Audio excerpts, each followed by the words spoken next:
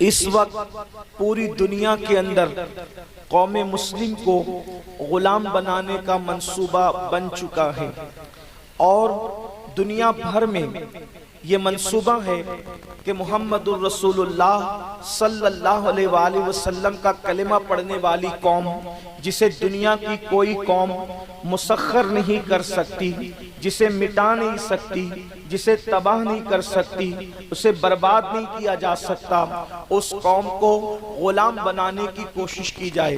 اور اچھی طرح یاد رکھنا، دنیا میں قوم دو وجہ سے غلام بنائی جاتی ہے۔ جب بھی کسی قوم کو غلام بنانے کا منصوبہ بنتا ہے تو اس کے درمیان دو چیزیں رکھی جاتی ہے۔ نمبر ایک، اس قوم کو جاہل بنا دو، اس قوم کو ان پڑھ بنا دو، اس قوم کو گنوار بنا دو، اور اس قوم کو غریب اور مفلس اور فاقہ کش بنا دو۔ اللہ کے رسول صلی اللہ علیہ وآلہ وسلم نے ارشاد فرمایا، غربت کبھی کبھی انسان کو کفر تک لے کر کے جاتی ہے۔ میرے آقا صلی اللہ علیہ وآلہ وسلم کے پیارے دیوانوں، مشرق سے لے کر مغرب تک، شمال سے لے کر کے جنوب تک، آپ پوری دنیا کے اندر دیکھ لیں، کسی ایک ملک کی بات نہیں، کسی ایک خطے کی بات نہیں، کسی ایک علاقے کی بات نہیں، بلکہ دنیا بھر کے حالات کو دیکھ لیں۔ پوری دنیا کے اندر معیشت کو برباد کرنے کی کوشش کی جا رہی ہے، مسلم تجارت کو تباہ کرنے کی کوشش کی جا رہی ہے، اس لیے کہ کووڈ کے بعد سے دنیا کا رنگ بدلا ہے، دنیا کا ڈھنگ بدلا ہے، دنیا کا انداز زندگی بدلا ہے۔ آپ اندازہ کریں، بڑے بڑے بیوپاریوں کے ساتھ آپ بیٹھ کر کے دیکھیں، وہ کووڈ کے موقع سے جو متزلزل ہوئے ہیں، اب تک کہ ان کی معیشت سنبھل نہ سکی، اب تک کہ ان کی تجارت سنبھل نہ سکی۔ اور دوسری طرف تعلیم کا حال یہ ہے، اللہ اکبر، کہ اس وقت آن لائن تعلیم کے نام پر، اللہ اکبر، جو بچوں کے ہاتھ میں موبائل دیا گیا تھا، تعلیم تو ایک طرف رہ گئی، اور اس کے بعد پھر دیکھیں بچے کہاں کہاں پر ملوث ہو گئے۔ ان حالات کے اندر مسلمانوں کی ذمہ داری کیا ہے؟ ایک بات میں آپ سے عرض کرنا چاہتا ہوں، یقیناً کوئی گفتگو، کوئی تقریر کا میں متحمل نہیں ہوں، لیکن صرف اپنے دل کا درد آپ کے دلوں کی دہلیز پر انڈیلنا چاہتا ہوں۔ یاد رکھنا، یو پی کی سرزمین ایک بہت بڑی سرزمین ہے، ہندوستان کی بڑی ریاستوں میں اس کا شمار ہوتا ہے، بلکہ بڑی ریاست قرار دی جاتی ہے۔ میرے آقا صلی اللہ علیہ وآلہ وسلم کے پیارے دیوانوں، ہر مسلمان چاہتا ہے میں عزت حاصل کروں، میں وقار حاصل کروں، میں بلندی حاصل کروں، میں عروج حاصل کروں۔ یاد رکھنا، جب تک جہالت کی وادیوں کے اندر بھٹکتے رہو گے، عزت کا خواب دیکھنے والوں، کبھی تمہیں عزت نصیب نہیں ہو سکتی، کبھی وقار نصیب نہیں ہو سکتا۔ آپ کیا سمجھتے ہو؟ اللہ کے رسول صلی اللہ علیہ وآلہ وسلم نے 23 سال کی قلیل مدت کے اندر جو انقلاب برپا فرمایا تھا، وہ خالص علمی انقلاب تھا۔ اللہ کے حبیب صلی اللہ علیہ وآلہ وسلم نے علم کی شمع کو روشن کرنے کے بعد معاشرے کے ہر فرد کو اتنا علم عطا کر دیا تھا، اللہ اکبر، مغربی دنیا جس کا تصور نہیں کر سکتی۔ آپ جانتے ہیں قرآن نے فلسفہ عزت، فلسفہ وقار کس انداز سے بیان کیا ہے، ذرا غور فرمائیں۔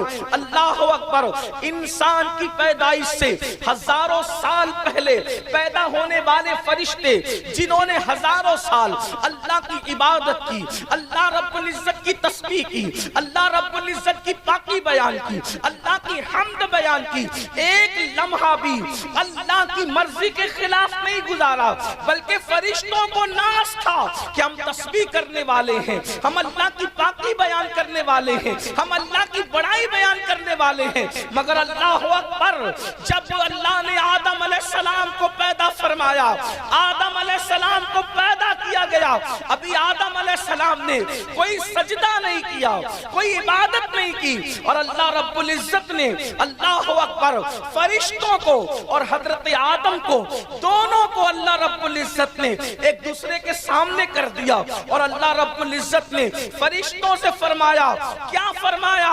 اللہ اکبر، فرشتوں نے کہا تھا مولا تو اسے زمین پہ خلیفہ بنائے گا جو زمین پہ جا کے فساد کرے گا۔ اللہ اکبر، جواب آیا تھا انی عالم و ما لا تعلمون، جو میں جانتا ہوں وہ تم نہیں جانتے۔ اس کے بعد عظمت انسانیت کو، انسانی وقار کو، انسانی بلندی کو، انسانی تکریم کو، انسانی مقام کو، انسانی مرتبے کو فرشتوں کے سامنے اجاگر کرنے کے لیے اللہ رب العزت نے تمام اشیاء کو فرشتوں کے سامنے رکھا، اور اس کے بعد فرشتوں سے کہا ان کے نام بتاؤ اگر تم اپنے دعوے میں سچے ہو۔ اللہ اکبر، فرشتے ان کا نام نہ بتا سکے اور وہ عرض کر چکے سبحانکا لا علم لنا الا ما علمتنا انکا انت العلیم الحکیم۔ اللہ اکبر، لیکن اللہ رب العزت فرماتا ہے ہم نے وہ سارے علوم آدم کو سکھا دیے، اور جب حضرت آدم سے پوچھا ان اشیاء کے نام بتاؤ تو آدم علیہ السلام نے اشیاء کے نام بھی بتائے اور ان کا کام بھی بتایا۔ علم سے فرشتے اتنے متاثر ہو گئے کہ اللہ نے فرمایا آدم کو سجدہ کرو، تو سارے فرشتے حضرت آدم کے سامنے جھکتے نظر آئے۔ بتاؤ ہزاروں سال کے عابدوں کو ابھی جس نے ایک سجدہ بھی نہیں کیا، ابھی ساجد نہیں ہے آدم، صرف علم کی بنیاد پر مسجود ہو گئے، ابھی حضرت آدم نے سجدہ نہیں کیا۔ ساجد بننے سے پہلے جس چیز نے آدم کو مسجود ملائکہ بنایا اسے علم کہتے ہیں۔ علم کی یہ شان ہے۔ آپ آگے بڑھیں، حضرت سلیمان علیہ السلام کو کہا گیا یا بادشاہت لیجئے یا علم لیجئے۔ حضرت سلیمان علیہ السلام نے عرض کیا اللہ اکبر مجھے علم چاہیے، اور علم کی برکت سے اللہ نے بادشاہت بھی عطا فرما دی۔ حضرت یوسف علیہ السلام مصر کے قید خانے میں ہے، بادشاہ خواب پریشاں دیکھتا ہے اور اس کی تعبیر کوئی بتا نہیں پاتا۔ جب کوئی بتا نہیں پاتا تو کسی کہنے والے نے کہا وہ جیل میں جو یوسف ہے وہ علم تعبیر جانتے ہیں، اللہ اکبر، اور وہ سچی تعبیر بتاتے ہیں۔ وقت کے بادشاہ کو حضرت یوسف علیہ السلام کے پاس اپنا قاصد بھیجنا پڑا، اور حضرت یوسف علیہ السلام نے اللہ اکبر خواب کی تعبیر کے ذریعے سے بادشاہ اور اہل مصر کا دل جیتا۔ اور اللہ کبھی حضرت یوسف تشریف لائے تھے بظاہر مصر میں غلام بن کر، مگر علم کی برکت نے آپ کو مصر کا بادشاہ بنا دیا۔ پتا چلا علم وہ ہے جو مسجود ملائکہ بناتا ہے، علم وہ ہے جو تخت شاہی عطا کرتا ہے، علم وہ ہے جو مصر کے قید خانے سے نکال کر مصر کی بادشاہت عطا کرتا ہے، علم وہ ہے اللہ اکبر سلیمان علیہ السلام کا تخت، حضرت بلقیس کا تخت سلیمان علیہ السلام کی فرمائش پر جس نے لایا ہے اس کے بارے میں قرآن کہتا ہے اللہ اکبر، قرآن یہ نہیں کہتا کہ وہ تخت لانے والا عابد تھا، قرآن یہ کہتا ہے تخت لانے والا وہ تھا جس کو ہم نے اپنی کتاب کا علم عطا فرمایا۔ پتا چلا علم وہ ہے جو انسان کو کرامت عطا کرتا ہے، علم وہ ہے جو انسان کو بلندی عطا کرتا ہے، علم وہ ہے جو انسان کو کیسر و کسرا کا تاجدار بناتا ہے۔ اللہ اکبر، میرے آقا علیہ الصلوۃ والتسلیم نے فرمایا العلم حیات الاسلام و عماد الدین، علم اسلام کی زندگی ہے اور دین کا ستون ہے۔ پتا چلا جب تک علم رہے گا اللہ کا دین رہے گا، جب تک کہ علم رہے گا اللہ کا دین باقی رہے گا۔ میرے آقا علیہ السلام کے پیارے دیوانوں، ایک مقام پر ارشاد فرمایا اطلب العلم ساعتا من اللیل خیر من احیائها، کہ تھوڑے سے وقت میں رات میں علم کا حاصل کرنا پوری رات جاگ کر عبادت کرنے سے بہتر ہے۔ اندازہ فرمائیں علم کی یہ برکتیں ہیں۔ میرے پیارے آقا علیہ السلام کے پیارے دیوانوں، آپ جانتے ہیں اللہ کے رسول صلی اللہ علیہ وآلہ وسلم نے کیسا علم انقلاب برپا کیا تھا۔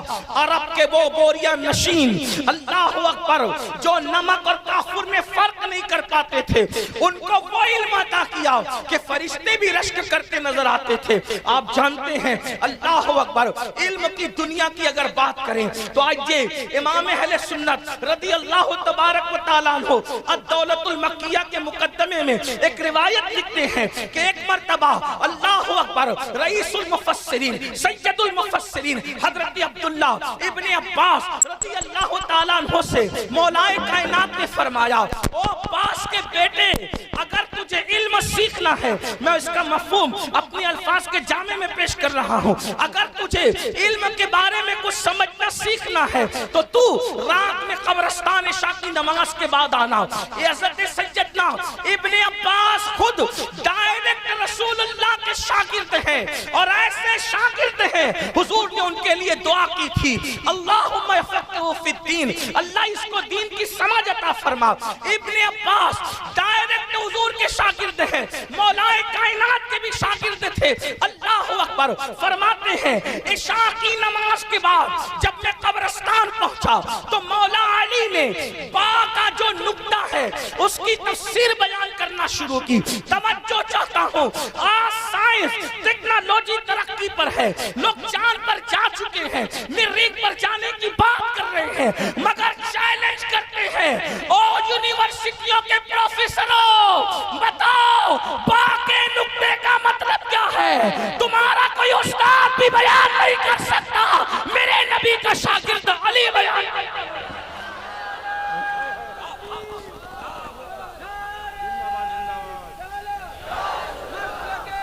پتا چلا کہ با کا نکتہ بھی بے معنی نہیں ہے، اس نکتے کا بھی کوئی مطلب ہے، اور دنیا تحقیق کر رہی ہے۔ لیکن ایک بات بتا دوں، کسی کا استاد بھی دعویٰ نہ کر سکا کہ با کے نیچے جو نکتہ ہے اس کا کوئی معنی ہوتا ہے۔ یہ دعویٰ کون کر رہا ہے؟ رسول اللہ کا شاگرد۔ جب شاگرد کے علم کا یہ عالم ہے تو استاد معلم کائنات عالم ما کان و ما یکون کے علم کا عالم کیا ہے؟ ہمیں حیرت ہے ان مولویوں پر جو خود کو تو بحر العلوم لکھواتے ہیں اور رسول اللہ کے بارے میں تقریر کرتے ہیں کہ انہیں پیٹ کے پیچھے کی خبر نہیں۔ ارے نادان، جب تو بحر العلوم ہے، جبکہ تو علی کے جوتے کے ذرے کے برابر تو رسول اللہ کے علوم کا عالم کیا ہے؟ حضور کے علم کا عالم کیا ہوگا؟ اور ایک بات بھی آپ کو بتا دوں، صوفیہ فرماتے ہیں، بات آگے بڑھانے سے پہلے صوفیہ کہتے ہیں کہ مولا علی کو اتنا علم آیا تھا اس لیے کہ یہ صرف دارالعلوم والے لوگ نہیں بیٹھے نا، خانقاہ والے بھی لوگ بیٹھے، اور اتنی بڑی خانقاہ آپ کے پڑوس میں ہے، ہمارے مرشدوں کی خانقاہ، بلگرام شریف کی خانقاہ، جہاں امام احمد رضا جیسے لوگ غلامانہ انداز میں حاضر ہونے کی تمنا کرتے ہیں، اس لیے کہ ہمارے محررہ کے مشائخ شاہ برکت اللہ ہو، اچھے میاں ہو، سترے میاں ہو، سرکار حمزہ عینی ہو، سرکار آل رسول احمدی ہو، سرکار نور ہو، ان کے جد اعلیٰ تو بلگرام شریف میں رہتے ہیں، تو خانقاہ بھی ہے، اور یہاں ایک خانقاہ نہیں ہے، یوپی تو خانقاہوں کا جو ہے وہ ایک عظیم گنجینہ ہے۔ یہی کالپی شریف بھی ہے، یہی مہریرہ شریف بھی ہے، یہی کچھوچا شریف بھی ہے، یہی دیوا شریف بھی ہے، یہی سرکار مسعود غازی کا آستانہ بھی ہے۔ یہ کتنا بڑا گلدستہ ہے۔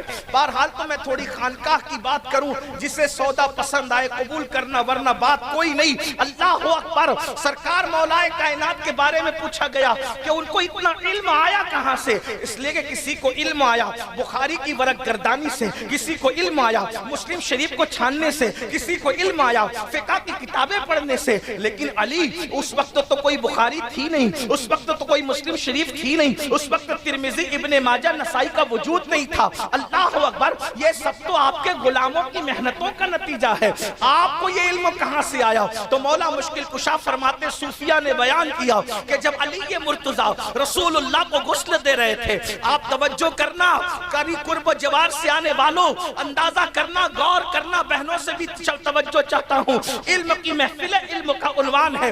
علی مرتضیٰ کو باب مدینۃ العلم کو علم آیا کہاں سے؟ میرے آقا سرکار مولا کائنات سید السادات علی مرتضیٰ فرماتے ہیں، جب میں رسول اللہ کو غسل دے کر کے فارغ ہوا تو میں نے سوچا اب یہ جلوہ جہاں آ رہا، نظموں سے اوجل ہوگا، تو پھر قیامت سے پہلے اس انداز سے زیارت نہیں ہوگی۔ تو میں نے دیکھا حضور کی بھووں پر، حضور کی پلکوں پر اور حضور کی ناف میں کچھ پانی رہ گیا ہے، تو میں نے کپڑے سے خشک کرنے کی بجائے اس کو زبان سے چوس لیا۔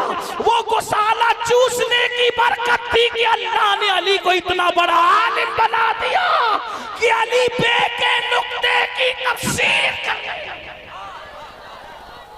جس کے غسل کے غسالے کی کیفیت، جس کے غسل کے غسالے کی کیفیت یہ ہو، اس کے وجود ناس کی کیفیت کا حال اندازہ فرمائیں۔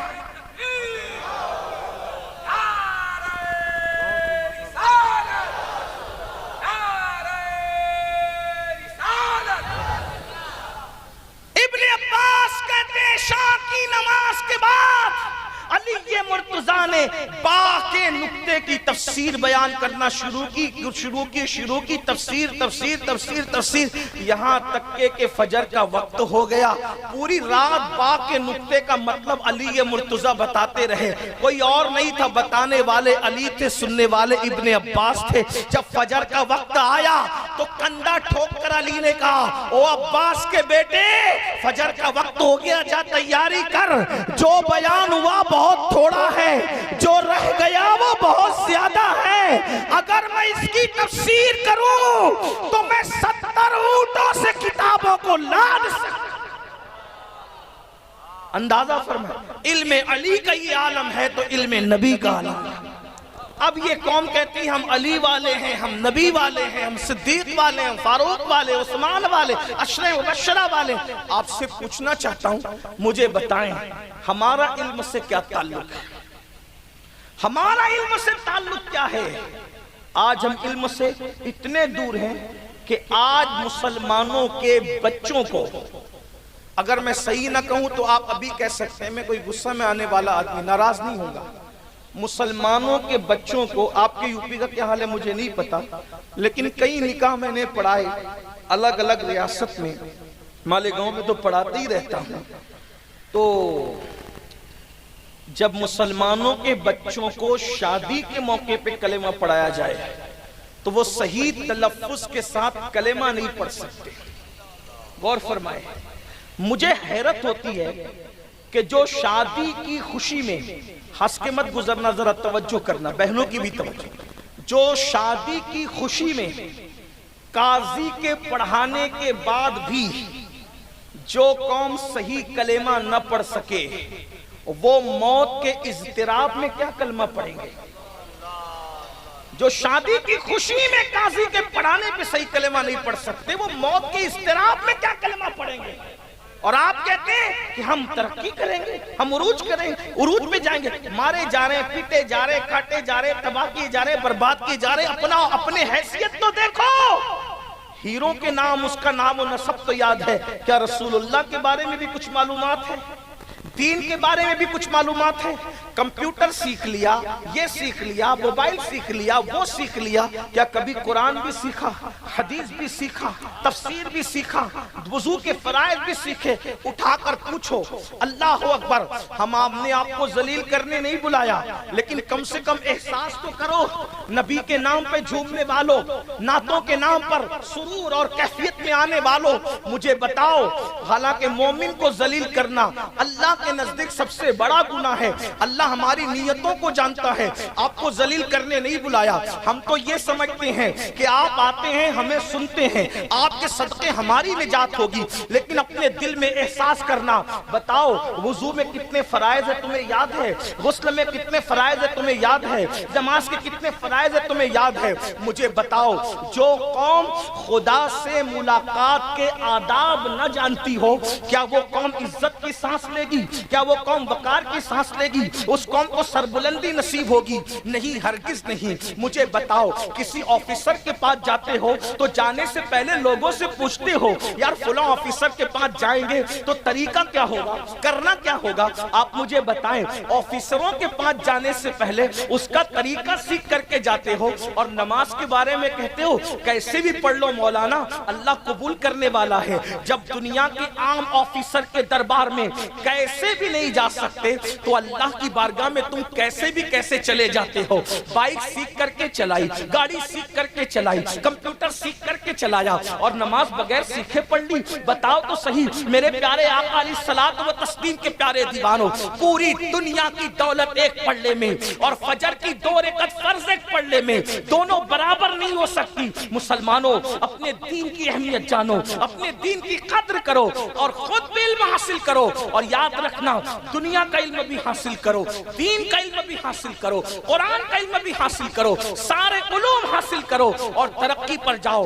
یاد رکھنا اگر ہم نے اپنے بچوں کو نہ پڑھایا, خود تعلیم حاصل نہیں کی, اپنی بچیوں کو نہ پڑھایا, اپنے بھائیوں کو نہ پڑھایا, اپنے بھتیجے بھانجوں کو نہ پڑھایا, تو یاد رکھنا آنے والے حالات اتنے انتہائی دردناک ہوں گے پوری دنیا کے اندر. اگر دوسری قوموں کے مقابلے میں کاندھے سے کاندھا ملا کر کے کھڑے رہنا چاہتے ہو تو یاد رکھنا علم حاصل کرو. اللہ اکبر, علم کی بڑی برکتیں ہیں, علم بڑی عظیم نعمت ہے. اللہ اکبر. آئیے میں آپ کو بتاؤں, یاد رکھنا علم حاصل کر کے آپ لوگوں کی ضرورت بن سکتے ہو, اور مسلمانوں میں تو کوئی جاہل رہ بھی نہیں سکتا. اللہ اکبر. ہمارے یہاں تو پہلا حکم یہ ہے علم حاصل کرو. آپ کو بتاؤں دیکھو اسلام کہتا ہے کالے اور گورے میں کوئی فرق نہیں, برادری کے اعتبار سے کوئی فرق نہیں. اللہ اکبر. کسی عربی کو کسی اجمی پر, کسی اجمی کو کسی عربی پر, کسی کالے کو کسی گورے پر, کسی گورے کو کسی کالے پر کوئی فضیلت حاصل نہیں. اسلام تفریق کو مٹانے آیا, اسلام فرق کو ختم کرنے آیا. اسلام کا انداز یہ ہے ایک ہی صف میں کھڑے ہو گئے, محمود و ایاز, نہ کوئی بندہ رہا نہ کوئی بندہ نواز. اللہ اکبر. بادشاہ اور غلام کو اسلام نے ایک صف میں کھڑا کیا. لیکن آپ جانتے ہیں جب علم کی بات آتی ہے تو اسلام تفریق کرتا ہے. قرآن کہتا ہے هل يستوي الذين يعلمون والذين لا يعلمون. اے محبوب آپ فرما دیجئے کیا علم والے اور ان پڑھ دونوں برابر ہو جائیں گے؟ نہیں, ہرگز نہیں. میرے پیارے آقا علیہ السلام کے پیارے دیوانوں, اس لیے اگر ترقی کرنا ہے تو علم کی طرف پیش رفت کرنا ہوگا. ہمارے ماہرہ مطالعہ کے مشائخ نے, ہمارے پیران اعظام نے ایک نعرہ دیا, آدھی روٹی کھائیں گے بچوں کو پڑھائیں گے. اگر آدھی روٹی کھانا پڑے تو کھاؤ, اپنے بچوں کو ضرور پڑھاؤ. اور اس مجمع سے میری گزارش ہے اپنے بچوں کا ایڈمیشن اچھی سے اچھی اسکول میں کراؤ, انگلش میڈیم اسکول میں کراؤ, اس کو قرآن گھر پہ پڑھاؤ, اسلام کی تعلیم گھر پہ دو, اور اپنے بچوں کو اعلیٰ تعلیم دلاؤ. 10ویں پڑھا کر کے ہٹاؤ مت, 12ویں پڑھا کر ہٹاؤ مت, غربت کا بہانہ مت لو. آج لوگ بہت سادگی سے کہتے ہیں مولانا تعلیم بہت مہنگی ہو گئی اس لیے بچے کو ہم نے اٹھا لیا. آپ سے پوچھتا ہوں صرف تعلیم ہی مہنگی ہوئی, کیا موبائل مہنگا نہیں ہے؟ بتاؤ. بچے کو اسکول سے اٹھا لیتے ہو تعلیم مہنگی ہو گئی, تو موبائل بھی تو مہنگا ہے, مہنگا موبائل خرید رہے ہو, جوتے بھی تو مہنگے ہیں, مہنگے جوتے خرید رہے ہو. مجھے بتاؤ پھر کیوں تعلیم کے نام پہ خرچ نہیں کرتے؟ بلکہ میں تو یہ کہتا ہوں موبائل ہاتھ میں ہونا ہمارے ضروری نہیں ہے, لیکن ہر بچے کے پاس علم کا ہونا ضروری ہے, اور وہ بھی اعلیٰ سے اعلیٰ تعلیم. پھر میں نے کل لوگوں سے کہا, کچھ لوگ کہتے ہیں حضرت تعلیم کیوں دلائے جب ہمیں نوکری نہیں ملتی. یاد رکھنا ہم نوکری کے لیے بچوں کو نہیں پڑھاتے, ہم اچھا انسان بنانے کے لیے بچوں کو پڑھاتے. اس لیے کہ پڑھے لکھے میں اور ان پڑھ میں دونوں کی سوچ میں فرق, دونوں کی فکر میں فرق. آپ کو بتاؤں دنیا رونا روتی ہے کیا کہ اکبر بادشاہ بگڑ گیا اور اس نے خدا ہونے کا اعلان کیا تھا, اور اورنگزیب عالمگیر وہ جسے دیکھ کر کے صحابہ کرام کے عدل انصاف کی یاد تازہ ہو گئی. دونوں ایک ہی خاندان کے, خاندان دونوں کا ایک ہی ہے. ایک نے خدا ہونے کا دعویٰ کیا اور ایک کی کبھی تہجد بھی فوت نہیں ہوئی. ایک نے بیت المال کو ہڑپ کر لیا اور دوسرے نے ٹوپی سی کر زندگی گزاری. فرق کیا تھا؟ اکبر جاہل تھا, جاہل, اس کو کوئی علم نہیں تھا, اور اورنگزیب کو اللہ اکبر ملا جیون جیسے استاد کے پاس تعلیم دلوائی گئی تھی. دونوں میں فرق یہ ہے, پتا چلا خاندان ایک ہو, قبیلہ ایک ہو, منصب ایک ہو, تخت و تاج ایک ہو, اللہ اللہ اکبر، جب علم آتا ہے تو انداز بدلتے ہیں۔ اللہ اکبر۔ آپ کو بتاؤں میرے پیارے آقا صلی اللہ علیہ وآلہ وسلم کے پیارے دیوانوں، اللہ اللہ، حضرت محمود غزنوی نے بعد جو ہے وہ ایک بہت بڑا تخت بنوایا، اور تخت بنوانے کے بعد اللہ اللہ جب لوگوں نے تخت کو دیکھا، اتنا بڑا تخت، فرمایا پانی لاؤ، اور پانی لانے کے بعد جب آیا پانی تو آپ نے وضو کیا، اور وضو کرنے کے بعد آپ نے وہیں پر مصلی بچھایا، اور مصلی بچھا کر کے سجدہ کیا۔ لوگوں نے پوچھا اس تخت پر تو پانی بہ رہا ہے، آپ نے سجدہ کیا۔ جب نماز سے فارغ ہوئے تو فرمایا نمرود اسی تخت پر بیٹھا تھا، اور اس جاہل نے کہا تھا انا ربکم الاعلی، وہ جاہل تھا اس لیے تخت پہ بیٹھ کے اس نے کہا انا ربکم الاعلی، اور اللہ نے مجھے قرآن کا علم دیا ہے، اسی تخت پر آ کے میں نے کہا سبحان ربی الاعلی۔ دیکھو علم سے سوچ کیسی بدلتی ہے، علم سے فکر کیسے بدلتی ہے، علم سے انداز زندگی کیسے بدلتا ہے۔ اللہ اکبر۔ میں نام نہیں لوں گا، کچھ جاہل بادشاہوں نے سادات کے ہاتھوں میں ہتھکڑیاں لگا کر مدینہ منورہ سے بغداد تک چلوایا۔ اب نام نہیں لوں گا ان کا، ورنہ لوں گا تو کچھ لوگ ناراض ہوتے ہیں۔ کہا کہ یہ لوگ کسی کو بھی کچھ بھی کہتے ہیں، تو جنہوں نے ہتھکڑیاں ڈال کر کے مدینہ شریف سے بغداد سیدوں کو چلایا، آپ کی بھی کچھ مرضی ہے، کوئی آپ کو بھی تحقیق کرنا چاہیے، کتابوں کی طرح آپ کو بھی جانا چاہیے۔ اندازہ فرمائیں، سادات کو زہر کھلایا، توجہ فرمائیں، علم نہیں تھا، جاہل تھے، تخت ملا، تاج ملا، آل نبی کے دشمن ہو گئے۔ اور وہ ایک بادشاہ جسے دنیا تیمور لنگ کہتی ہے، علم تھا اس کے پاس، باضابطہ اس نے فقہ پڑھا تھا، سر تا پا ادب بنتا تھا جب کسی سید زادے کو دیکھتا۔ حالانکہ اس بادشاہوں کے ہر عمل کی نہ ہم تصدیق کرتے ہیں اور نہ اس کو مکمل ریجیکٹ کرتے ہیں۔ بھائی جو سیاست میں ہوگا اچھے کام بھی کرے گا، برے کام بھی کرے گا۔ ہم بادشاہ والے لوگ نہیں ہیں، ہم حسین بادشاہ والے لوگ۔ شاہ تو حسین، بادشاہ تو حسین، دین است تو حسین، دی پناست تو حسین، سرداد نداد دست در دست یزید، حقا کی بنا لا الہ است تو حسین۔ ہم حسین بادشاہ کے غلام ہیں، بادشاہوں کے غلام نہیں ہیں۔ اس لیے کہ بادشاہوں کو کیوں مانے؟ میرے امام کہتے ہیں کیوں بادشاہوں خواب میں کبھی دیکھی وہ شے، کیوں بادشاہوں خواب میں دیکھی کبھی وہ شے، کیوں بادشاہوں خواب میں دیکھی کبھی وہ شے جو آج جھولیوں میں گدایان در کی ہے۔ بادشاہوں کی جھولیوں میں، ارے ان کے خواب میں وہ نعمت نہیں آ سکتی جو محمد الرسول اللہ کے غلاموں کی جھولی میں موجود ہے۔ اور ایک مقام پر کہتے ہیں اللہ اکبر، بڑے مزے میں میرے امام کہتے ہیں ان کا منگتا پاؤں سے ٹھکرا دے یہ دنیا کا تاج، ان کا منگتا پاؤں سے ٹھکرا دے یہ دنیا کا تاج، جس کی خاطر مر گئے منعم رگڑ کر ایڑیاں۔ بادشاہ جس کے لیے ایڑیاں رگڑ کر مرے، محمد الرسول اللہ کے غلام ان تاجوں کو ٹھکرا دیا کرتے۔ تو تیمور نے اچھا بھی کیا برا بھی کیا، مگر اس کی اچھائی یہ تھی سادات کی بارگاہ میں سر تا سر ادب تھا، مؤدب تھا۔ اس واقعے کو امام یوسف نبہانی لکھ رہے ہیں، ساتھ ساتھ تھوڑا حوالہ بھی اس لیے عرض کرتا ہوں، اگر دیکھنا چاہو تو دیکھ لیں۔ تیمور مر گیا، انتقال ہو گیا، موت آنی تھی، مر گیا تو مر گیا۔ انسان کو سب سے زیادہ اس کا دوست جانتا ہے، بیٹے کو باپ جانتا ہے، باپ کو بیٹا جانتا ہے، بیوی کو شوہر جانتا ہے، شوہر کو بیوی جانتی ہے، اور دوست، یہ چند برادریاں ایسی جو ایک دوسرے کو خوب جانتی ہیں، اور جو جس کو جتنا زیادہ جانتا ہے اتنی محبت کرتا ہے مگر عقیدت نہیں کرتا۔ دوستوں میں محبت ہوگی، عقیدت نہیں ہوگی، میاں بیوی میں محبت ہوگی، عقیدت نہیں ہوگی، بھائی بھائی میں محبت ہوگی، عقیدت نہیں ہوگی، غلام اور آقا میں محبت ہوگی، عقیدت بہت کم ایسی جگہ۔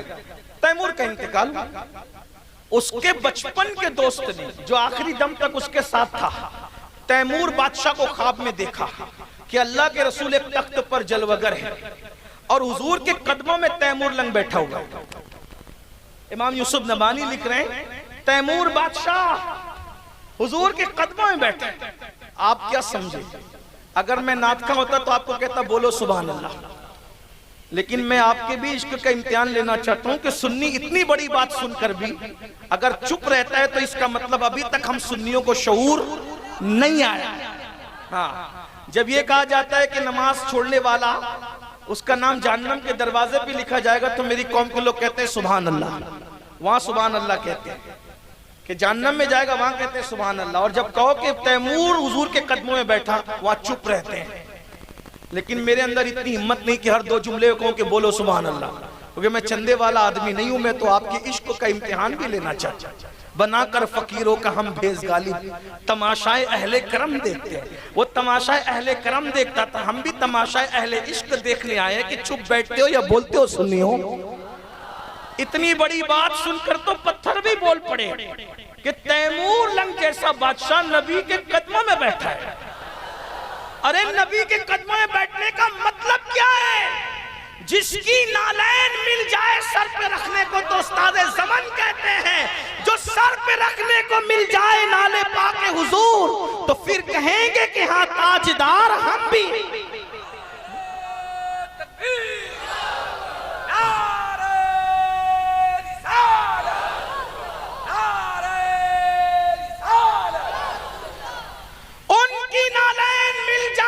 انسان بادشاہت سے بے نیاز ہو جاتے ہیں. ان کے قدم مل جائے تو پھر کیا بات ہے.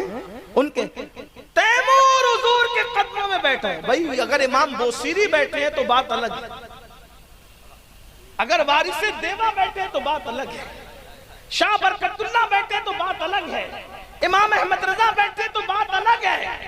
اس لیے کہ یہ لوگ ہیں ہی اس بارگاہ کے. لیکن تیمور کو حضور کے قدموں میں بیٹھا دیکھ کر خواب میں اس کے دوست نے پوچھا. لہجہ دیکھیں، امام یوسف لکھ رہے کیا لکھ رہے؟ اللہ اکبر. لہجہ دوست کا، تیور دیکھو، پتا چلتا ہے کہ وہ تیمور کو مانتا کیا تھا دوست ہو کر. کہو دشمن خدا تجھے یہ مرتبہ کیسے ملا کہ تو حضور کے قدموں میں بیٹھا؟ او دشمن خدا تجھے یہ مرتبہ کیسے ملا کہ تو حضور کے قدموں میں بیٹھا ہے؟ تیمور کچھ کہتا اس سے پہلے اللہ کے رسول نے فرمایا یہ میری آل کی تعظیم کرتا تھا اس لیے اس کو اس مقام پر رکھا گیا.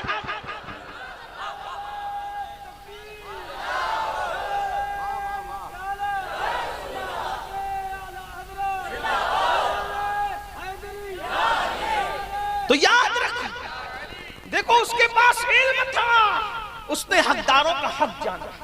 وہ جاہل تھے جنہوں نے ہتھکڑیاں ڈال کر کے انہیں شہید کیا. علم بہت بڑی. آج ہم رونا روتے ہیں، ہمارے بچے ہماری قدر نہیں کرتے. کیوں نہیں کرتے؟ ان کے پاس علم نہیں. اگر ان کو علم ہوتا تو وہ جانتے ماں باپ کے چہروں کو محبت سے دیکھنے پر اللہ مقبول حج کا ثواب عطا فرماتا. ہم نے اپنے بچوں کو علم نہیں دیا. علم کی طرف آؤ، بات کو سمیٹتے ہوئے. اور یہ بات بھی یاد رکھنا، اللہ کے رسول نے علم پر جو کوشش کی ہے اتنی کوشش کسی نے نہیں. آج 14.5 صدیاں بیت جانے کے بعد لوگ ٹرک پہ لکھتے ہیں بیٹی بچاؤ بیٹی پڑھاؤ. ہے آپ کی توجہ؟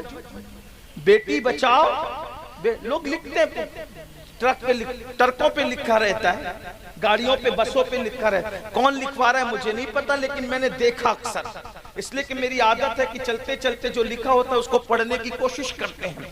کیا لکھا ہے؟ بیٹی بچاؤ بیٹی پڑھاؤ. آج یہ نعرہ ٹرک پہ لکھا ہے، بس پہ لکھا ہے، دیواروں پہ لکھا ہے. کب؟ 1450 سال کے بعد. میرے نبی نے 1450 سال پہلے بیٹی بچا کر بھی بتا دیا، بیٹی پڑھا کر بھی بتا دیا. اور ہمارے یہاں بیٹیوں کو پڑھانے کی بہت اہمیت ہے. میں قاری احسان صاحب اور ان جیسے جتنے علماء بچیوں کے تعلیم پہ محنت کر رہے ہیں میں انہیں سلام کرتا ہوں کہ وہ لوگ کام کر رہے ہیں. کیوں؟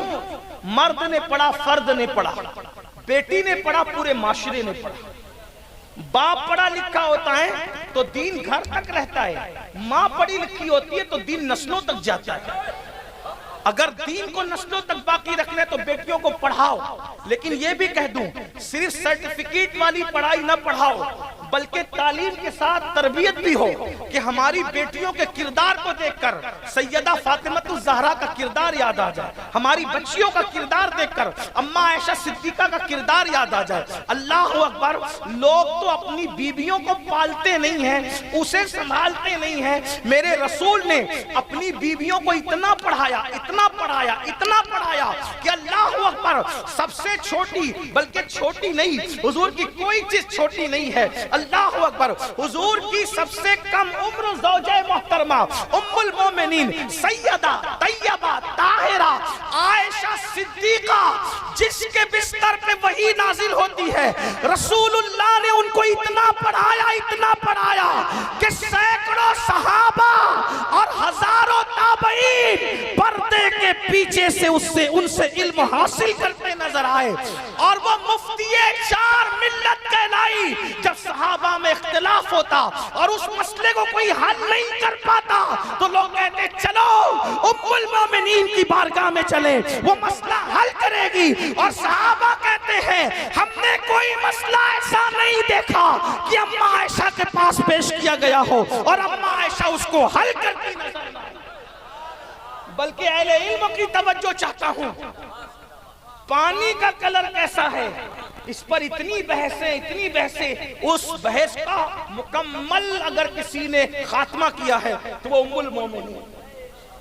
پانی کا کلر کیسا ہے، کسی نے کہا بے کلر، کسی نے کہا وہ کلر، کسی نے کہا وہ کلر، کسی نے کہا وہ کلر۔ ام المومنین نے کیا کہا؟ جب اللہ کے رسول کے بارے میں پوچھا، حضور کے گھر میں مہینہ بھر چولہا نہیں جلتا تھا، تو اس وقت حضور کن چیزوں پہ گزارا کرتے تھے؟ تو ام المومنین کا قول موجود ہے، قالت اسودین، دو کالی چیزوں پر، دو کالی چیزیں۔ دو کالی چیزیں کیا؟ فرماتی ہے کھجور اور پانی، کھجور اور پانی۔ ام المومنین کی سائنس پر کتنی گہری نظر تھی کہ جب یہ عدسے ایجاد بھی نہیں ہوئے تھے تب ام المومنین رسول اللہ کی فیض یافتہ بتا رہی تھی کہ پانی کو بے رنگ کہنے والے بے رنگو بے ڈھنگو، اللہ نے پانی کو بھی کلر عطا فرمایا ہے اور اس کا کلر کالا ہے۔ اور جب 14ویں صدی میں میرے امام اہل سنت سے پوچھا گیا کہ پانی کا رنگ کیسا ہے تو امام احمد رضا نے یہی جواب دیا کہ پانی کا رنگ کالا ہے، اور دلیل میں ام المومنین کی حدیث پیش کر دی۔ فرمایا جب رسول اللہ کی شاگردہ نے کہہ دیا کہ پانی کا رنگ کالا ہے تو اب اس رنگ پر بحث کرنے کا مطلب کیا ہے؟ اندازہ فرمائے کتنا پڑھایا تھا رسول اللہ نے۔ کچھ لوگ یہ کہتے ہیں کہ حضور علیہ السلام نے اتنی کم عمر زوجہ سے نکاح کیوں کیا؟ ہم نے کہا انہوں نے نہیں کیا، اللہ نے حکم دیا، اور حکم اس لیے دیا۔ اور اللہ اکبر، اندازہ فرمائے کنواری زوجہ تھی، اولاد پیدا ہو سکتی تھی۔ اللہ اکبر، ارے جس کے نام کے صدقے لوگوں کو اولاد پیدا ہوتی ہو، آخر ام المومنین کو اللہ نے اولاد کیوں نہیں دی؟ کچھ ظالم روافض یہ بھی تانا دیتے ہیں کہ ان کو اولاد نہیں دی، اللہ نے ان کو اولاد کے لیے حرم رسول میں داخل ہی نہیں کیا تھا، اس سے بڑا مقصد تھا، کیونکہ اولاد تو حضور کو ہو گئی تھی اور اس کے بعد خدا کا فیصلہ بھی ہو چکا تھا کہ محبوب سب کی اولاد کو اسی کی پشت میں رکھا ہے، اور تیری اولاد کو علی ابن ابو طالب کی پشت میں رکھا ہے، اور پھر قیامت تک تیری اولاد کو رکھیں گے۔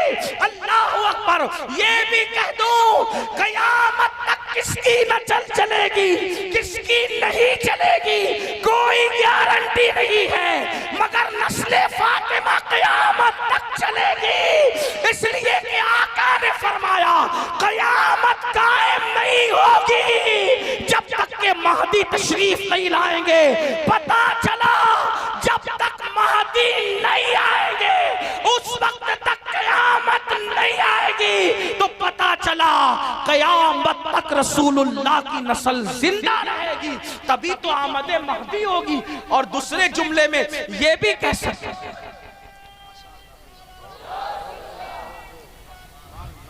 اور دوسرے جملے میں یہ بھی کہہ سکتے ہیں کہ نبی کا بیٹا مہدی نہیں آئے گا اس وقت تک قیامت نہیں ہے۔ کچھ بھی آ جائے، کچھ بھی چلا جائے، جب تک مہدی نہیں آئیں گے قیامت۔ پتہ چلا نبی کا ایک بیٹا کتنا طاقتور ہے جس کے نام نے قیامت کو روک رکھا۔ ایک بیٹا کتنا طاقتور ہے کہ جس کے اندازہ فرمائے کہ جب علی کا آخری بیٹا اتنا طاقتور ہے تو مولا علی کے بازوؤں کی قوت کا اندازہ کون کر سکتا؟ اندازہ تو فرمائے۔ تو عرض یہ کر رہا ام المومنین کو حرم رسول میں اللہ کے حکم سے داخلہ ملا، اور وجہ کیا تھی؟ اس لیے کہ جب بالکل عین جوانی کے عالم میں حضور کے حرم میں آئے گی تو جوانی میں ذہن حاضر ہوتا ہے، تیز ہوتا ہے، ذہانت ہوتی ہے، قوت حافظہ مضبوط ہوتا ہے، حضور سے جو لے گی وہ یاد رکھے گی، اور اسی مقصد کے لیے اسی لیے کہا گیا آدھا دین اس امت کو ام المومنین سیدہ عائشہ صدیقہ کی روایتوں سے ملا۔ اندازہ فرمائیں کس نے پیش کیا؟ اسی مقصد کے لیے حضور کے حرم میں آئی تھی، مفتی چار ملت کہلائے، اور ہر وہ مسئلہ آپ نے حل فرمایا جو صحابہ نے لا کر کے پیش کیا۔ ایک بات آپ کو اور بتاؤں، یہ تو آپ کا علم تھا، ایک روایت آ گئی بہنوں کی توجہ چاہتا۔ آپ سوچیں گے حضور نے ازواج کو تو پڑھایا، شہزادی کو کتنا پڑھا؟ شہزادی کو کتنا پڑھا ہے؟ حضور علیہ السلام نے ایک سوال کیا، بڑی مشہور روایت، سوال کیا عورت کے لیے سب سے بہتر چیز کیا ہے؟ آقا کا ایک سوال تھا، محفل میں بیٹھے ہوئے مجمع نے جواب نہیں دیا۔ توجہ آپ غور کریں، میں یہاں علم کے بارے میں افضل اور مفضول کی بات نہیں کر رہا، میں صرف فضائل پر، اس پہ توجہ رکھنا، اس کو دوسری طرف مت لے جانا، اس لیے کہ محبت کرنے والوں سے بھی کچھ خوف لگتا ہے۔ کچھ لوگ تقریر سننے آتے ہیں، کچھ سونگنے آتے ہیں، تو سننے والوں کا ڈر نہیں، سونگنے والوں کا ڈر۔ افضلیت نہیں بیان کر رہا ہوں، فضائل پڑھ رہا ہوں، توجہ کرو۔ پوچھا سب سے افضل، سب سے بہتر چیز عورت کے لیے کیا ہے؟ افضل چیز عورت کے لیے کیا ہے؟ بہتر چیز کیا ہے؟ مجمع خاموش رہا، یا جواب ملا تو مراد رسول کے مطابق جواب نہیں ملا، حتیٰ کہ اس محفل میں باب مدینۃ العلم علی مرتضیٰ بھی موجود تھے۔ مولا علی کے گھر میں گئے، اور گھر جانے کے بعد سیدہ نے پوچھا مولا کیا بات ہے میرے سرتاج؟ کہا آج حضور نے ایسا سوال کیا کہ مراد رسول کے مطابق کوئی جواب نہ دے سکا۔ کہا سوال کیا تھا؟ تو کہا سوال یہ تھا عورت کے لیے سب سے بہتر چیز کیا ہے، افضل چیز کیا ہے؟ سیدہ طیبہ طاہرہ عابدہ زاہدہ راقیہ ساجدہ نقیہ تقیہ زکیہ ام ابیہا ام الحسنین سیدہ فاطمہ الزہرا رضی اللہ تبارک و تعالی عنہ وسلام اللہ علیہ الف الف مرہ فی کل لمحہ۔ آپ نے کہا میرے سرتاج اگر آقا نے یہ پوچھا ہے کہ عورت کے لیے سب سے بہتر چیز کیا ہے تو آسان سا جواب ہے، عورت کے لیے بہتر یہ ہے کہ عورت کسی اجنبی مرد کو نہ دیکھے اور اجنبی مرد کسی عورت کو نہ دیکھے، یہ عورت کے لیے سب سے بہتر ہے۔ مولا کائنات کے عرض کی یا رسول اللہ سوال کا جواب حاضر ہے، کہا کیا؟ کہا کہ عورت کے لیے سب سے بہتر یہ ہے کہ وہ کسی اجنبی مرد کو نہ دیکھا کرے اور اجنبی مرد عورت کو نہ دیکھا کرے۔ آقا نے مسکرا کے کہا جواب کس کا ہے؟ جواب کس نے دیا ہے؟ اس کی ادھر فاطمہ نے جواب دیا ہے، فاطمہ تو بدا تو منی، وہ تو میرے جگر کا ٹکڑا۔ بیٹی کو کتنا پڑھایا؟ غور فرمائے۔ بیوی کو کتنا پڑھایا؟ غور فرمائے۔ اب آخری بات سمیٹتے ہوئے حضور علیہ السلام کے خاندان میں پورا خاندان ہی پڑھا۔ امام محمد باقر، اصل نام کیا ہے؟ محمد۔ اگر آپ تھک گئے تو میں کچھ نہیں کہنا چاہتا کیونکہ میرے بعد آپ کو کچھ اور بھی سننا ہے، میاں صاحب کی دعائیں بھی لینا ہے۔ آپ کا اصل نام کیا ہے؟ محمد۔ آپ کو کیا کہتے ہیں؟ بولیں بولیں نا بھائی، نام محمد ہے، کہتے کیا ہیں؟ باقر۔ یہ باقر کون ہے پتہ ہے؟ امام زین العابدین کے بیٹے ہیں اور امام جعفر صادق کے ابا ہیں۔ بات سمجھ میں آئی؟ کون ہے؟ مل کے بولیں امام باقر، بولیں امام، بولیں امام۔ میرے بھائی یہ وہ لوگ ہیں، ہم یا غوث المدد کہتے ہیں نا، ہم پریشان ہوتے تو غوث پاک کو یاد کرتے ہیں، غوث پاک جب ان حالات سے گزرتے تھے تو ان لوگوں کو یاد کرتے تھے۔ ہاں یہ غوث پاک سے پہلے کے غوث ہیں، یہ لوگ غوثیت کے منصب پہ فائز ہے نا، غوث پاک سے پہلے کے غوث۔ آپ کا نام ہے محمد، آپ کو کیا کہتے ہیں؟ باقر کا مطلب کیا ہوتا ہے؟ باقر کا مطلب ہوتا ہے چیر پھاڑ کرنے والا۔ کیا مطلب ہوتا ہے؟ چیر پھاڑ۔ کیا مطلب ہوتا ہے؟ یہ چیر پھاڑ کرنے والا بھی کوئی نام ہو سکتا ہے، کوئی فضیلت ہو سکتی ہے، کوئی لقب ہو سکتا ہے، لیکن ہم کہتے ہیں کہ نہیں کہتے ہیں؟ ساری دنیا کہتی ہے۔ باقر کا مطلب کیا؟ بولیں، بات سمجھ میں آ رہی ہے میری؟ کیا مطلب؟ چیر پھاڑ کرنے۔ ان کو چیر پھاڑ کرنے والا کیوں کہتے تھے؟ وجہ یہ تھی علم اتنا تھا، علم اتنا تھا، جب کوئی مسئلہ ان کے سامنے رکھ دیا جاتا تو اس مسئلے کے اتنے مطلب بیان کرتے، اتنے مطلب بیان کرتے کہ لوگ کہتے ہیں انہوں نے مسئلے کو چیر پھاڑ کے رکھ دیا، یعنی اس کا اوپر نیچہ دایاں بایاں سب بیان کر دیتے۔ تو کہا کہ اس کا تو انہوں نے پی ایم کر دیا، پوسٹ مارٹم کر دیا، اس کا پوسٹ مارٹم کر دیا، اس کا چیر پھاڑ کے رکھ دیا اس کو، یعنی اس کے دائیں بائیں آگے پیچھے سب سمجھا دیتے۔ تو وہ مسئلے کو، علم کو ایسا چیر پھاڑ کر رکھ دیتے، اس لیے دنیا نے ان کو محمد باقر کے لقب سے جانا۔ تو اتنا علم تھا۔ اور پھر جب امام جعفر صادق کی باری آئی تو اللہ اکبر، وہ امام اعظم، وہ امام الائمہ، وہ سراج الامہ، وہ کاشف الغمہ سیدنا نعمان بن ثابت، امام اعظم ابو حنیفہ فرماتے ہیں کہ اگر امام جعفر صادق نہ ہوتے تو نعمان ہلاک ہو گیا ہوتا۔ اتنا بڑا عالم ان کے پاس آ کر کے علم حاصل کرتا ہے، اندازہ فرمائے۔ ایک آخری بات، گھر کی بیٹیوں نے کتنا پڑھا تھا؟ امام جعفر صادق کی بہو ہے، امام جعفر صادق کی بہو ہے، اور حضرت امام حسن کے خاندان کی بیٹی ہے، اور اس خاتون کا نام ہے سیدہ نفیسہ مصری۔ مصر میں ان کا مزار ہے، مقام قطبیت اور ابدالیت پر فائز۔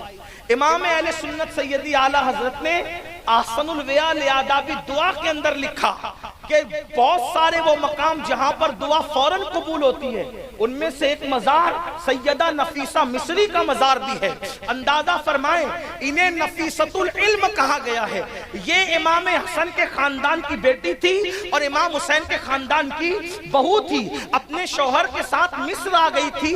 اتنی پڑھی لکھی تھی، اتنی پڑھی لکھی تھی کہ امام شافعی جیسے لوگ پردے کے پیچھے بیٹھ کر ان سے علم حاصل کیا کرتے تھے، اور یہ امام شافعی جیسے لوگ کو پڑھایا کرتی تھی۔ حضرت سیدہ نفیسہ مصری اور امام شافعی کا جب وصال ہوا تو آپ نے وصیت کی کہ میرا جنازہ نفیسہ کی گلی سے لے کر گزرنا، آل نبی کی گلی کے صدقے اللہ شافعی کی مغفرت۔ اندازہ انہیں نفیست العلم کہا گیا ہے۔ اتنی پڑھے لکھے نبی کے گھر کے لوگ تھے۔ غوث پاک کو دیکھیں، غوث پاک نے اتنا علم حاصل کیا، ان کے دور میں ان سے بڑا عالم دیکھا نہیں گیا، بلکہ جو مسئلہ کہیں حل نہیں ہوتا وہ سرکار غوث پاک حل کرتے۔ آپ نے بارہا اپنے علماء سے سنا ہوگا کہ ایک شخص نے قسم کھا لی کہ میں ایسی عبادت کروں گا کہ اس وقت تو کوئی وہ عبادت نہ کر رہا ہو، اور ایسی عبادت نہ کر سکا تو اس نے اس کی بیوی کو طلاق کہہ دی۔ اللہ اکبر! اب ایک ایسی عبادت کرنا کہ پوری دنیا میں وہ عبادت کوئی نہ کرے۔ اذان دے، کیا ضروری ہے کہ دنیا میں کہیں اذان نہ ہو رہی ہو؟ نماز پڑھے تو کیا ضروری ہے کہ پوری دنیا میں نماز نہ ہو رہی ہو؟ درود پڑھے تو کیا ضروری ہے کہ پوری دنیا میں درود نہ پڑھا جا رہا ہو؟ بھائی پریشان ہو گئے لوگ۔ دنیا بھر کے مفتیوں سے پوچھا گیا کوئی ایسی عبادت جو دنیا میں کوئی نہ کرے، یہ جناب اکیلے کرے، اگر نہ کر سکے تو بیوی پہ طلاق پڑ جائے گی۔ جب کہا گیا یہ مسئلہ زیر غور ہے، طلب تحقیق ہے، لیکن اس کو اگر کوئی حل کر سکتا ہے تو علی کا بیٹا، نبی کا شہزادہ عبد القادر جیلانی حل کر سکتا ہے۔ مسئلہ غوث پاک کی بارگاہ میں آیا، غوث پاک نے فرمایا آسان سی بات ہے، اس کو کہہ دو کہ یہ حرم شریف چلا جائے، مطاف کو خالی کر لے، اور مطاف کو خالی کرنے کے بعد اکیلے کعبے کا طواف کرے۔ جب یہ طواف کر رہا ہوگا اس وقت تو کوئی طواف نہیں کر رہا ہوگا، اس طرح اس کی منت بھی پوری ہو جائے گی اور اس کی بیوی بھی طلاق سے نہ جائے۔ اندازہ فرمائے، غور فرمائے، اتنا علم تھا۔ غوث پاک کے سارے بیٹے عالم، غوث پاک کی ساری بیٹیاں عالم، غوث پاک کی پوتیاں بھی عالم۔ اللہ اکبر! یہ علم کا معاملہ تھا، لیکن جب سے ہم نے علم سے جو ہے وہ رخ کو پھیر لیا ہے، اس وقت سے بد نصیبی نے ہمارے گھروں میں تاک لیا ہے، بد نصیبی نے ہمارے گھروں میں جھانک لیا ہے۔ آج در در کے بھکاری بن رہے ہو۔ خواتین سے میری گزارش ہے، اللہ اکبر! محبوب الہی کی امی بیوہ ہو گئی تھی، محبوب محبوب الہی کی امی بیوہ ہو گئی تھی، محبوب الہی کا بچپنا تھا، چرخہ کاٹ کر اپنے بیٹے کو عالم بنایا ہے۔ میری بہنوں، اگر تمہیں محنت کرنا پڑے، چرخہ کاٹنا پڑے، تمہیں محنت مزدوری شریعت کی حد میں رہ کر پردے کی پابندی کے ساتھ کرنا پڑے تو کرو، لیکن اپنے بچوں کو ان پڑھ نہ رہنے دو، اپنے بچوں کو جاہل نہ رہنے دو۔ میرے بھائیو، آپ سے بھی میری گزارش ہے، 8 گھنٹے کی بجائے اگر 16 گھنٹے کی بجائے 18 گھنٹے آپ کو محنت کرنا پڑے، محنت کیجئے، اپنے بچوں کو پڑھائیے، اپنے اخراجات کو کم کیجئے، جیب کے خرچ کم کیجئے، اپنے بچوں کو پڑھائیے، آدھی روٹی کھانا پڑے تو کھائیے، اپنے بچوں کو پڑھائیے۔ بڑی معذرت کے ساتھ آج ہمارے خرچے بڑھ چکے ہیں، اللہ اکبر، ہر شادی پر لباس، ہر عید پر اتنے لباس، یہ فضول خرچی، وہ فضول خرچی۔ مسلمانوں، اللہ نے تمہیں بھی دولت سے نوازا ہے، اور ایک بات یہ بھی یاد رکھنا، جتنا ٹیلنٹ اللہ نے مسلمانوں کو دیا ہے، اس ٹیلنٹ کے لیے لوگ ترستے ہیں۔ کیوں؟ کیونکہ تمہارے دلوں میں ایمان کا نور ہے۔ جس دن تم پڑھنے لگو گے، تمہیں کوئی نہیں ترقی سے روک سکتا۔ اور یہ بھی کہتا ہوں، ہمیں اپنے ملک کے خلاف کسی سازش میں شریک نہیں ہونا، نہ مسلمان ہوتا ہے نہ ہونا چاہیے، اس لیے کہ کس کا ملک میں کیا ہے نہیں ہے ہمیں نہیں پتا، لیکن ہماری تو قیمتی امانتیں اس ملک میں سو رہی ہے، اس کے سینے میں محبوب الہی جیسی امانت سو رہی ہے ہماری، اس کے سینے میں قطب الدین بختیار کاکی جیسی امانت سو رہی ہے ہماری، اس کے سینے میں مسعود سالار غازی جیسا آقا آرام کر رہا ہے ہمارا۔ اسی ملک سے حضور کو ٹھنڈی ٹھنڈی ہوائیں پہنچائی گئی۔ اقبال نے کہا تھا، میرے عرب کو آئی ٹھنڈی ہوا جہاں سے، میرا وطن وہی ہے، میرا وطن وہی ہے۔ ملک ترقی کرے گا آپ کے تعلیم حاصل کرنے پر، اور آپ کو پڑھنے پڑھانے پہ توجہ دینا ہے۔ دیکھو، ملک کی ضرورت بنو۔ عبدالکلام ہمارے ملک کے جو سابق صدر جمہوریہ تھے، ٹھیک، بہت کم لوگوں کو پتا ہے کہ انہوں نے پڑھا کیسے۔ جو بچے چھوٹے یہاں موجود ہیں، اگر ماں باپ کہتے ہیں کہ ہم نے تجھے نہیں پڑھانا تو وہ سوچتے چلو چھٹی ملی اب نہیں پڑھنا، لیکن میں اپنے بچوں سے کہنا چاہتا ہوں جو چھوٹے ہیں، جو نوجوان ہیں، ماں باپ اگر نہ پڑھائیں، تم محنت کر کے پڑھو، تم کما کر کے پڑھو، حوصلہ رکھو۔ موبائل کھیلنا یہ کمال نہیں ہے، دوستوں کے ساتھ بیٹھ کر ٹائم پاس کرنا یہ کمال نہیں ہے، محنت کرو۔ اسلام پر مشقت زندگی چاہتا ہے۔ تمہاری حیثیت کوے اور چیلوں کی نہیں ہے، تمہاری حیثیت چڑیا اور الو کی نہیں ہے۔ تم اس دنیا میں بشکل عقاب ہو، عقاب، اور عقاب وہ ہوتا ہے جو گندگی اور غلاظت پہ نہیں بیٹھتا، جو بے مقصد زندگی نہیں گزارتا۔ وہ عقاب تو جنگل کا عقاب ہے، تم محمد الرسول اللہ کی امت کے عقاب ہو۔ میری قوم کے جوانوں، کہنے والے اقبال نے کہا تھا کہ ستاروں کے آگے جہاں اور بھی ہے، ابھی عشق کے امتحان اور بھی ہے، تو شاہی ہے، پرواز ہے کام تیرا، تیرے سامنے آسماں اور بھی ہے۔ محنت کرو، مشقت کرو۔ یہ لڑکیوں سے ناجائز تعلقات قائم کرنا، یہ نشہ کرنا، یہ گانے سننا، یہ کھیل کود میں رہنا، اس میں تمہاری جوانی تباہ ہوگی، تمہاری جوانی کو بربادی ہوگی۔ یاد رکھو، محنت کرو، مشقت کرو، حوصلے کے ساتھ پڑھو۔